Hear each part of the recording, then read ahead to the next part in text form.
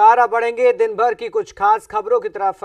उत्तर प्रदेश के मुख्यमंत्री योगी आदित्यनाथ ने धर्म की आड़ में सनातन धर्म को कमजोर करने की कोशिशों को लेकर चेतावनी दी। उन्होंने कहा कि समाज में ऐसे कई कालनेमी मौजूद हैं जो दिखावे के तौर पर धर्म की बात करते हैं, लेकिन भीतर ही भीतर सनातन परंपराओं को नुकसान पहुंचाने की साजिश रच रहे हैं। मुख्यमंत्री ने कहा कि ऐसे तत्वों को पहचानना और उनसे सतर्क रहना समाज की सामूहिक जिम्मेदारी है। योगी आदित्यनाथ ने आह्वान किया कि सनातन मूल्यों की रक्षा के लिए सभी को सजग और एकजुट रहना होगा।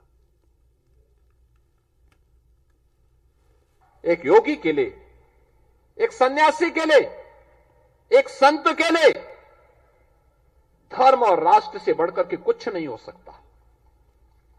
यही उसके जीवन का ध्येय होना चाहिए। उसकी व्यक्तिगत प्रॉपर्टी कुछ नहीं होती, धर्म ही उसकी प्रॉपर्टी है, राष्ट्र ही उसका स्वाभिमान है। अगर कोई राष्ट्रीय स्वाभिमान को चुनौती देता है तो हमें खुल करके उसके सामने आकर के खड़ा हो जाना चाहिए, उसकी चुनौती का मुकाबला करने के लिए खड़ा होना चाहिए। कोई धर्म के खिलाफ आचरण करता है, क्योंकि ऐसे तमाम कालनेमी होंगे जो धर्म की आड़ में सनातन धर्म को कमजोर करने की साजिश रच रहे होंगे। हमें उनसे सावधान होना होगा, उनसे सतर्क रहना होगा। एक योगी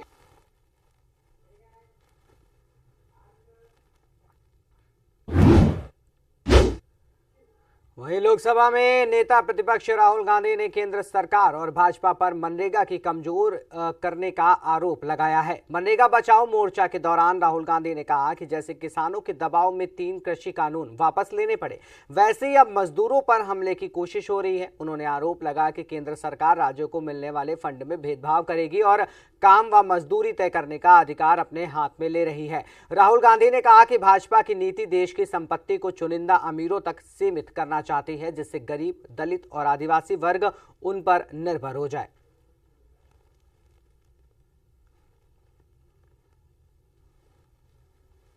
कुछ साल पहले उन्होंने किसानों पर आक्रमण किया था, काले कानून लाए,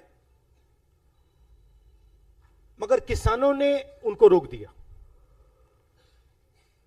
मुझे याद है पार्लियामेंट में और सड़कों पे किसानों ने नरेंद्र मोदी पर दबाव डालकर, हम सब ने नरेंद्र मोदी और सरकार पर दबाव डालकर उस कानून को, उन कानूनों को रद्द कर दिया।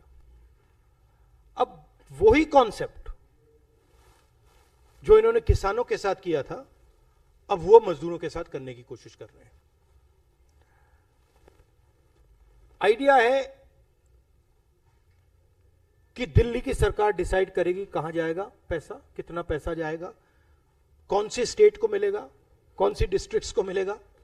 बीजेपी वाले स्टेट्स को ज्यादा पैसा जाएगा, ऑपोजिशन वाले स्टेट्स को कम जाएगा, और वो डिसाइड करेंगे किसको किस तरीके की मजदूरी चाहिए और वो इंप्लीमेंट करेंगे सेंट्रलाइज तरीके से।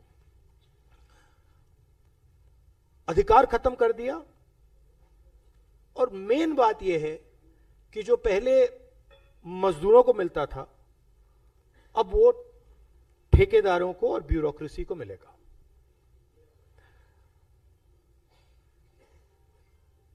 सारी की सारी योजनाएं जो बीजेपी की हैं, इनका लक्ष्य इसी लाइन पे होता है।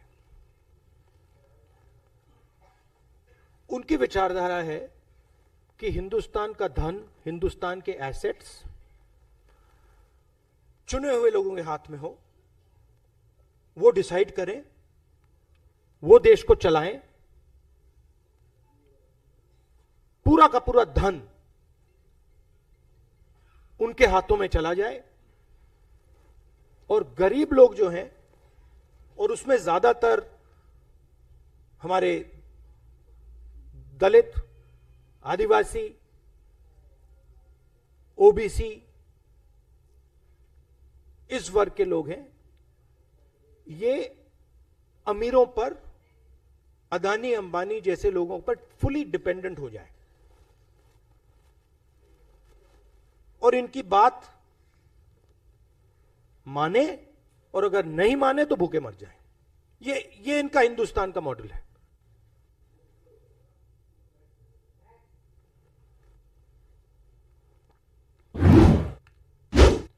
वहीं समाजवादी पार्टी अध्यक्ष अखिलेश यादव ने साधु संतों के साथ हो रहे कथित दुर्व्यवहार पर कड़ा ऐतराज जताया। उन्होंने कहा कि माघ मेले में संतों का अपमान अक्षम्य है और ये सनातन संस्कृति का अपमान है। अखिलेश ने आरोप लगाया कि भाजपा सरकार और प्रशासन की नीतियों के कारण साधु संतों को सम्मान नहीं मिल पा रहा। उन्होंने शंकराचार्य स्वामी अविमुक्तेश्वरानंद का समर्थन करते हुए कहा कि संतों से पहचान पूछना भी गलत है।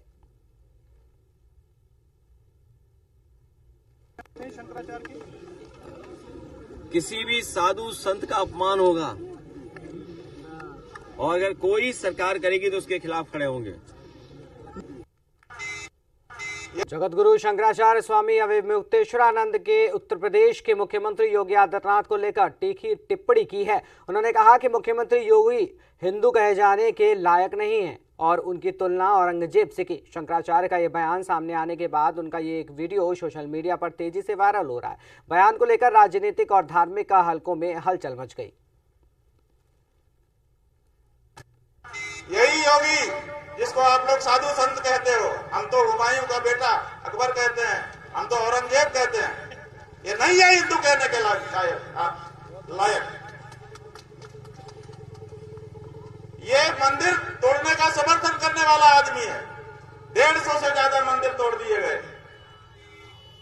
एक शब्द नहीं निकला इसके मुंह से, इसलिए कि इसकी मुख्यमंत्री की गद्दी ना चली जाए। मुख्यमंत्री की गद्दी को महत्वपूर्ण समझने वाला पौराणिक मूर्तियों के सामने क्या हिंदू हो सकता है? वो सत्ता लुलूप है, वो हिंदू नहीं है। यही योगी जिसको आप लोग साधु संत कहते हो, हम तो हुमायूं का बेटा अकबर कहते हैं, हम तो औरंगजेब कहते हैं, ये नहीं है हिंदू कहने के लायक। ये मंदिर तोड़ने का समर्थन करने वाला आदमी है। 150 से ज्यादा मंदिर तोड़ दिए गए,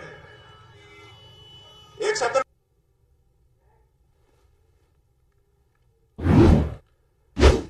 आध्यात्मिक गुरु जगत गुरु रामभद्राचार्य ने शंकराचार्य स्वामी अविमुक्तेश्वरानंद को लेकर बड़ा बयान दिया। उन्होंने कहा कि स्वामी अविमुक्तेश्वरानंद के साथ कोई अन्याय नहीं हुआ, बल्कि उन्होंने स्वयं नियमों का उल्लंघन किया। रामभद्राचार्य ने स्पष्ट किया कि रथ से गंगा घाट पर जाना नियमों के खिलाफ है, इसी कारण पुलिस ने उन्हें रोका था। उन्होंने कहा कि वे स्वयं भी संगम तक पैदल जाते और नियम के साथ समान रहते हैं। साथ ही उन्होंने उत्तर प्रदेश सरकार द्वारा जारी नोटिस को पूरी तरह सही ठहराया। कौन कर रहा है? नहीं, अन्याय उनके साथ नहीं हुआ, उन्होंने अन्याय किया है। नियम ये होता है कि हम लोग भी, मैं तो जगत गुरु हूँ, वो तो अभी जगत गुरु भी नहीं है। नियम ये है कि गंगा तक रथ से नहीं जाया जाता। जब पुलिस ने रोका था उनको कि आप मत जाइए, हम लोग स्वयं संगम में पैदल जाते हैं, तो अन्याय उन्होंने किया था। सरकार ने नोटिस दिया कि आपको जो है किसने जो है बिल्कुल ठीक सरकार ने नोटिस दिया है, सब कुछ उचित है। सुप्रीम कोर्ट का नियम नहीं मान रही है सरकार। सुप्रीम कोर्ट का भी नियम नहीं मान रही है सरकार। सुप्रीम कोर्ट कहाँ नियम है? शंकराचार्य को लेके भी सवाल उठे हैं। अभी सुप्रीम कोर्ट ने शंकराचार्य को बनाया ही नहीं। मुख्य सवाल दूसरी शास्त्री जी कह रहे हैं कि 4 बच्चे होना अनिवार्य है, 2 घर के लिए, एक हिंदू राष्ट्र के लिए, एक RSS के लिए। ठीक है, आगे चलिए। पूर्व मुख्यमंत्री दिग्विजय सिंह जी कह रहे हैं कि भारत के अंदर जो है हिंदू शब्द का उपयोग किया जाता है। हिंदू शब्द